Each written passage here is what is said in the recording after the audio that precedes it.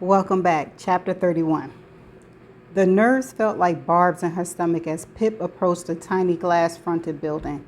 The words, Fairview Mall, on a small sign beside the door. Pip pressed the buzzer and a muffled, robotic voice came through the speaker. Hello? Hi, Pip said. I'm here to see Becca Bell. Okay, the voice said. I'll buzz you in. Give the door a good push. It's sticky. A harsh, whining sound, and Pip shoved the door until it unstuck, swinging inward. She closed the door behind her and stood in a small, cold room. There were 3 sofas and a couple of coffee tables, but no people. Hello? She called. Another door opened and a man strolled through, flicking the collar up on his long beige coat. A man with straight dark hair, pushed to the side, gray-tinged skin, Stanley Forbes. Oh, he stopped when he saw Pip. I'm just on my way out. Who are you? He stared at her with narrow eyes, his lower jaw jutting out, and Pip felt goosebumps crawling down her neck. It really was cold in here. I'm here to see Becca, she said. Oh, right. He smiled without showing his teeth. Everyone's working in the back room today. Heating's busted at the front. That way. He pointed at the door he'd come through. Thank you, she said, but Stanley wasn't listening, already halfway out the front door. Pip walked to the far door and pushed through. A short corridor opened up into a larger room with 4 paper-laden desks pushed against each wall. There were 3 women, each typing loudly at their computers. None of them had noticed her over the sound.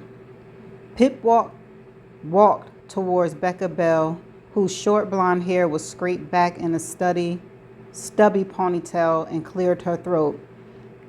Hi, Becca, she said. Becca spun around in her chair and the other 2 women looked up. Oh, she said, it's you that's here to see me? Shouldn't you be at school? Yeah, sorry, it's fall break, Pip said, shifting nervously under Becca's gaze, thinking of how close she and Ravi had been to getting caught by her in the Bell's house. Pip looked over Becca's shoulder at the computer screen full of typed words. Becca's eyes followed hers and she minimized the document. Sorry, she said. It's the first piece I'm writing for the newspaper, and my first draft is absolutely awful. My eyes only. She smiled. What's it about? Pip asked. Oh, just about this old farmhouse that's been uninhabited for 11 years now, just off of Fairview Inn of Sycamore Road. They can't seem to sell it. She looked up at Pip. A few of the other neighbors are thinking about pitching in to buy it, trying to apply for some change of use and doing it up as a cafe bar combo. I'm writing about why that's a terrible idea. One of the women across the room cut in. My brother lives near there and he doesn't think it's such a terrible idea. Beer on tap just down the road. He's ecstatic. She gave a hacking laugh. Becca shrugged, glancing down at her hands as she picked up the sleeves of her cardigan. I just think the place deserves to be home for a family again one day, she said. My dad almost brought it and restored it years ago, before everything happened. He changed his mind in the end, but I've always wondered what things would be like if he hadn't. The other 2 keyboards fell silent. Oh, Becca, sweetheart, the woman said. I had no idea that was the reason. Well, I feel awful now. She slapped her forehead. I'll do the coffee run today. No, don't worry. The other 2 women turned back to their computers. Pippa, isn't it? Becca spoke quietly, angling to face her. What can I help you with? If it's about what we discussed before, you know I don't want to get involved. This is important, Pip said, her voice dipping into a whisper. Really important, please. Becca's blue eyes locked on hers for a long moment. Fine. She stood up. Let's go out to the front room. The room felt colder the second time around. Becca took a seat on the nearest sofa and crossed her legs. Pip sat at the other end and faced her. So, her voice tapered off. She wasn't quite sure how to phrase it or how much she should tell her. She stalled, staring into Becca's Andy's-like face. What is it? Becca asked. Pip found her voice.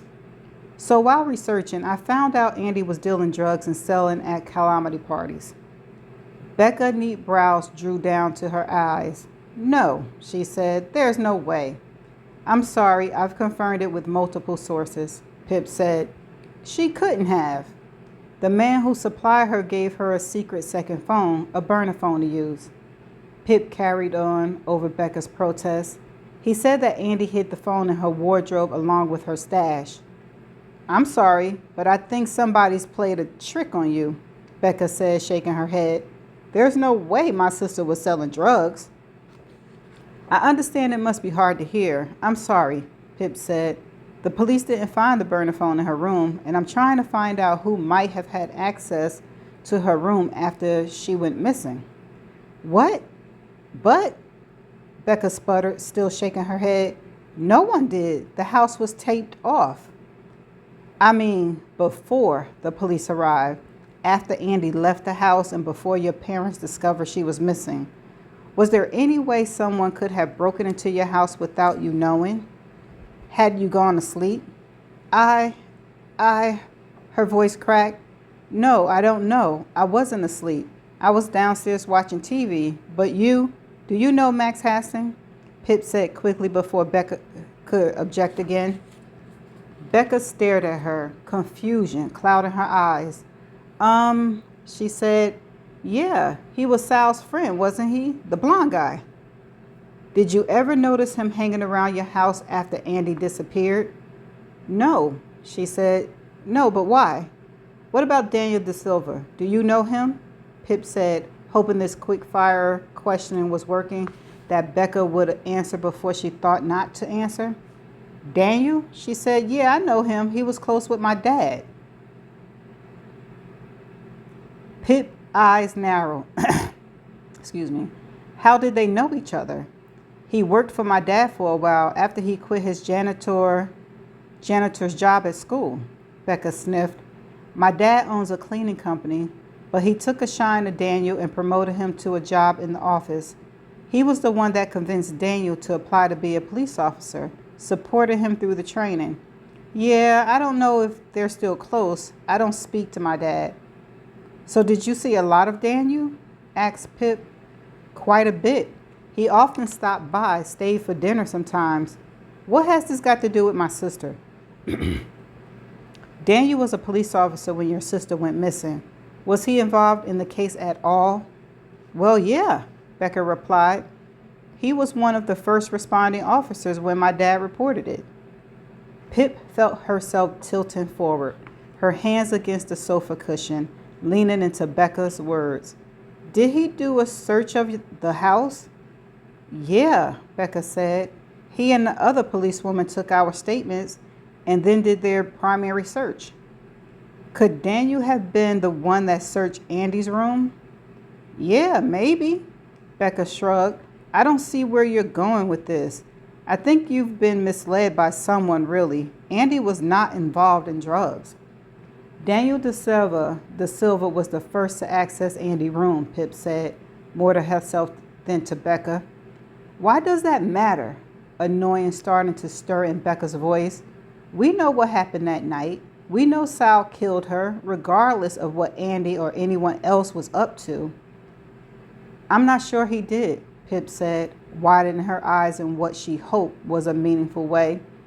I'm not so sure Sal did it, and I think I'm close to proving it. Pippa Fitz-Amobi, October the 22nd, 2019. Capstone log entry number 34. Becca Bell asked me to leave. It's not surprising. She's had 5.5 years of knowing that Sal killed Andy. 5.5 years to bury the grief for her sister. And here I come, kicking up the dirt and telling her she's wrong. And after my conversation with her, I think the front runner has changed again. Daniel De Silva and Jason Bell know each other well. Another possible murder team. And I've confirmed my suspicions about Daniel. Not only did he have access to Andy's room after she went missing, but he could have been the very first person to search it. He had the perfect opportunity to take and hide the burner phone and remove any trace of himself from Andy's life. My internet searches bring up nothing useful about Daniel, but I did find this on the Fairview Police Department page. Time to go speak to him in person. Have your say meetings. Meet your local neighborhood officer and have a say on policing priorities in your local area. Upcoming events. Have your say meeting Thursday, October the 24th, 2019, 12 to 1 p.m., Town Hall, Fairview. That's the end of chapter 31. Could it possibly be that Howie lied about the burner phone and about Andy dealing drugs? It could be a possibility, just like they changed the alibi. He could have said that to try to distract her or get her on a different path. Chapter 32. And there are still too many youths loitering in the park in the evening, an old woman croaked, her arm raised beside her head. We spoke about this at a previous meeting, Mrs. Faversham, a female officer with ringlet hair, said. They aren't engaging in any antisocial behavior. They are just playing soccer after school. Pip was sitting on a yellow plastic chair in an audience of 22 people.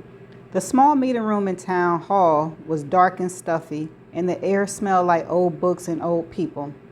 The meeting was exceptionally slow and dreary, but Pip was on high alert. Daniel De Silva was one of the 7 officers taking the meeting. He was taller than she expected, standing there in his uniform, his light brown hair wavy and styled back from his forehead. He was clean-shaven with a narrow upturned nose and rounded lips. Pip tried not to watch him for long stretches of time in case he noticed. There was another familiar face here, too, sitting 3 seats down from Pip. He stood up suddenly, flashing his open palm at the officers. Stanley Forbes, Fairview Mall, he said. Several of my readers have complained that people are still driving too fast down Main Street. How do you intend to tackle this issue? Daniel stepped forward, nodding for Stanley to retake his seat. Thanks, Stan. Stan, you know him on a personal basis. He said, the street already has several traffic calming measures. We have discussed performing more speed checks. And if it's still a concern, I'm happy to reopen that conversation with my superiors. Mrs. Faversham had 2 more complaints to draw through, and then the meeting was finally over. If you have any other policing concerns, another officer said, noticeably avoiding eye contact with old Miss Faversham, please fill out one of the questionnaires behind you. And if you'd prefer to talk to any of us in private, we'll be sticking around for the next 10 minutes. Pip held back for a while, not wanting to appear too eager. She waited as Daniel finished talking to one of the town councilors, and then she pushed up from her chair and approached. Hi, she said. Hello, he smiled. You seem a few decades too young for a meeting like this. She shrugged. I'm interested in law and crime. Nothing too interesting in Fairview, he said. Just loitering kids and slightly fast cars. Oh, if only. I have a couple of questions I wanted to ask you. Shoot, he said. I'm all ears. Pip coughed lightly into her fist and looked up. Do you remember reports being made about 5 or 6 years ago of drug use and drinks being spiked at house parties thrown by Fairview High School students? He tensed his chin, and his mouth sank into a thoughtful frown. No, he said, I don't remember that. Do you want to report a crime? She shook her head. Do you know Max Hastings? She said. Daniel shrugged. I know the Hastings family a bit. They were my first call out after I finished training. For what? Oh, nothing big. Their son had crashed his car into a tree in front of the house, needed to file a police report for insurance. Why? No reason, she said nonchalantly. She could see Daniel's feet starting to turn away from her. Just one more thing. Yep. You were one of the first responding officers when Andy Bell was reported missing. You conducted the primary search of the Bell's residence. Daniel nodded. Lines tightened around his eyes. Ooh, she is getting to him. Was that not a conflict of interest, seeing as you were so close to her father? No, he said, it wasn't. I'm a professional when I have this uniform on, and I have to say, I don't really like where these questions are going. Excuse me. Why you don't like it? Daniel. Daniel began to walk away, but a woman appeared behind him, stepping in beside him and Pip. She had long fair hair and a freckled nose, and a giant belly pushing out the front of her dress. She must have been at least 7 months pregnant. Well, hi, she said in a forced, pleasant tone to Pip. I'm Dan's wife. How entirely unusual for me to catch him talking to a young girl. Must say you aren't his usual type. Kim, Daniel said, placing his hand on her back. Come on. Who is she? Just some kid that came to the meeting. I don't know. He led his wife away to the other side of the room. Pip watched them go and headed out the exit, huddling farther into her coat as the cold air closed in on her. Ravi was waiting just up the road opposite the cafe. You were right not to come in, she said when she arrived at his side. He was pretty hostile, and Stanley Ford was there too. My favorite person, Ravi said sarcastically, dipping his hands into his pocket to hide them from the bitter wind. So you didn't learn anything?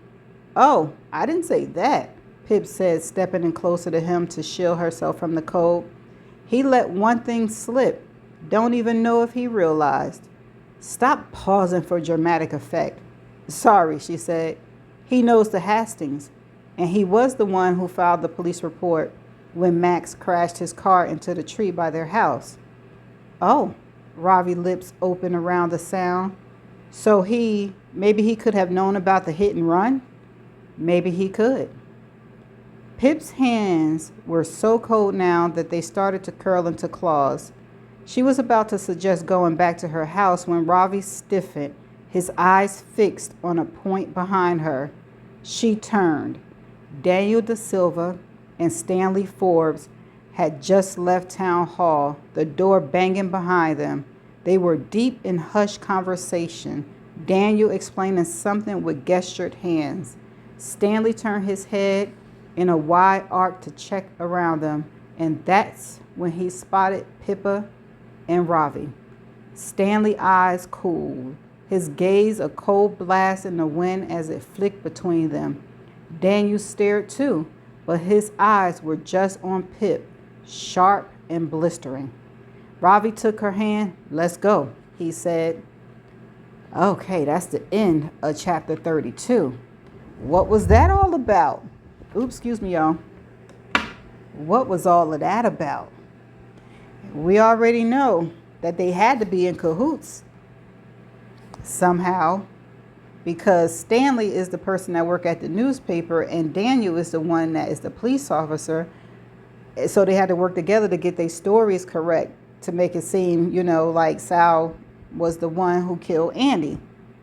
Could it possibly they both killed Andy for some reason or another? Because Daniel was getting mighty kind of, ugh. But anyway, let me think. Anything else with this chapter? You know what? I got to think about Ravi not going with her. I'm starting to feel like his excuse for not going with her is like, yeah, okay. People already know you his brother. But anywho, chapter 33. All right. Pacino, how do you pronounce this? The guy with the long nose. Be right back. Hold on. Okay, I got it. All right, Pinocchio, Pip said to Barney, bending down to unclip the leash from his collar. Off you go. He looked up at her with his sloped, smiling eyes. When she straightened up, Up he was off, bounding up the muddy track and winding between the trees. Her mom had been right. It was a little too late to be going out for a walk.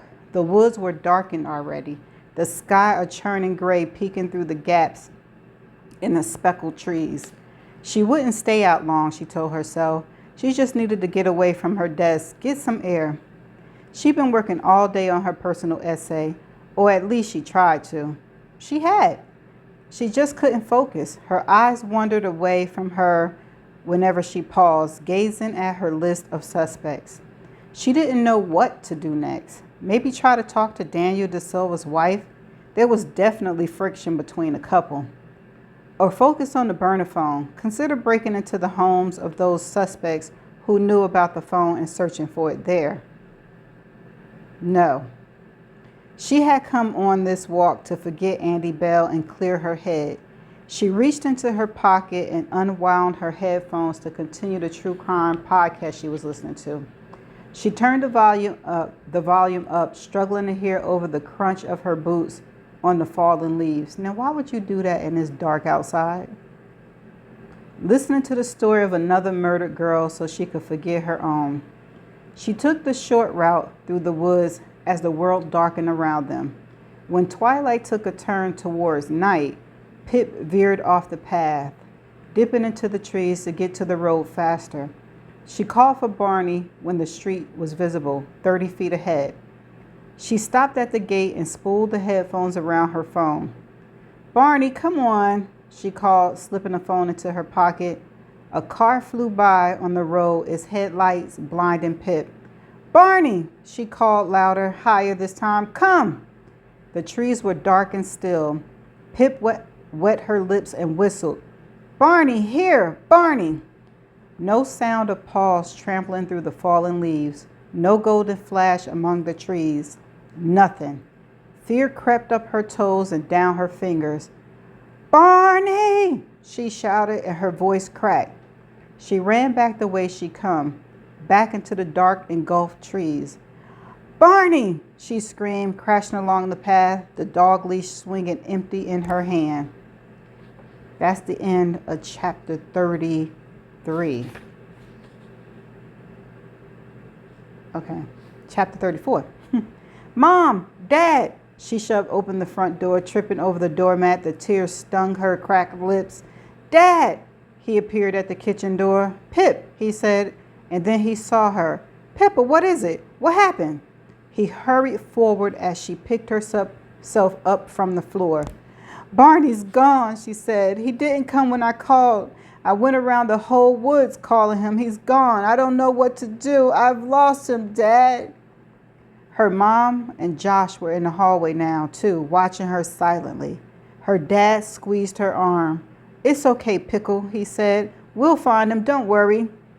He grabbed his padded coat and 2 flashlights from the hall closet, and Pip put on a pair of gloves before they headed out. Night had settled by the time they reached the wood. Pip walked her dad around the path she'd taken, their 2 beams of light cutting through the heavy darkness. Barney, her dad called in his booming voice, thrown forward and sideways, echoing through the trees. It was 2 hours later and 2 hours colder when her dad said it was time to go home. We can't go home until we find him, she sniffed. Listen, he turned to her, the flashlight casting shadows across his face. It's too dark now. We will find him in the morning. He's wandered off somewhere and he'll be okay for one night. Pip went straight to bed after their silent dinner. Her parents both came up to her room and sat on her bedspread. Her mom stroked her hair as she tried not to cry. I'm sorry, Pip. I'm so sorry. It's not your fault, sweetie, her mom said. He'll find his way home. Now try to get some sleep. She didn't. Not much, at least. One thought crept into her head and burrowed there. What if this was her fault? What if this was because she ignored her final warning? What if Barney wasn't just lost? What if he'd been taken? They all sat in the kitchen the next morning, eating an early breakfast none of them were hungry for. Pip's dad, who looked like he hadn't slept much either, had already called to take the day off work. He listed their plans of action between bites. He and Pip would go back to the woods and then widen the search and start knocking on doors. Her mom and Josh would stay back and make missing posters to put up along Main Street. 2 hours into the search, they heard barking, and Pip's heart picked up. But it was just Laura's mom walking their beagle and a neighbor's labradoodle. Pip's voice was hoarse by the time they circled the woods for the third time. They knocked on their neighbor's houses up Thatcher Road. No one had seen a lost dog. Early afternoon, and Pip's phone blared in the quiet forest. "Is that Mom?" her dad asked. "No," Pip said, reading the message. It was from Ravi. "Hey, I've just seen missing posters for Barney in town. Are you okay? Do you need help?" Her fingers were too numb from the cold to type a response. They stopped briefly for sandwiches and carried on, her mom and Josh joining them now, trasping through trees and across private farmland, shouts of Barney carrying on the wind. But the world turned on them, and darkness fell again. Back home, drained, Pip picked through the Thai takeout her dad had collected.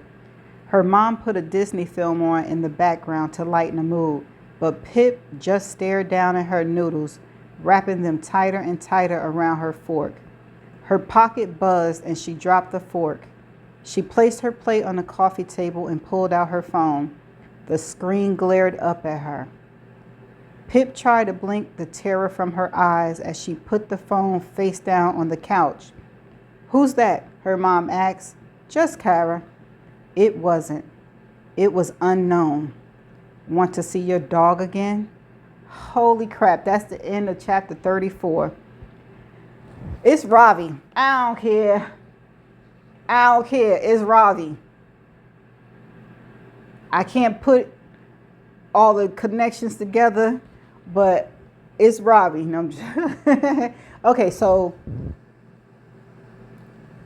he said he saw a poster of a lost dog, right? But didn't the mother and the son just started? How'd he see the poster so fast?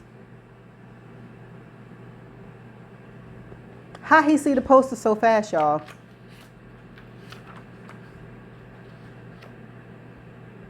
That's the end of chapter 34.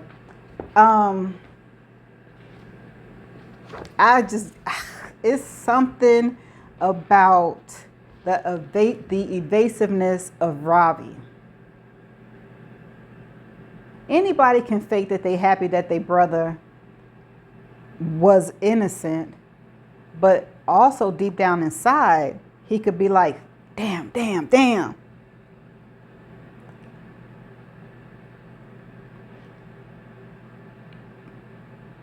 But then it also could be Andy, not dead, you know? But why would she want her to stop? See, that question keep coming up. It keep coming up and keep coming up. We're going to see what's about to happen. I'm going to see y'all in the next chapter. Bye for now.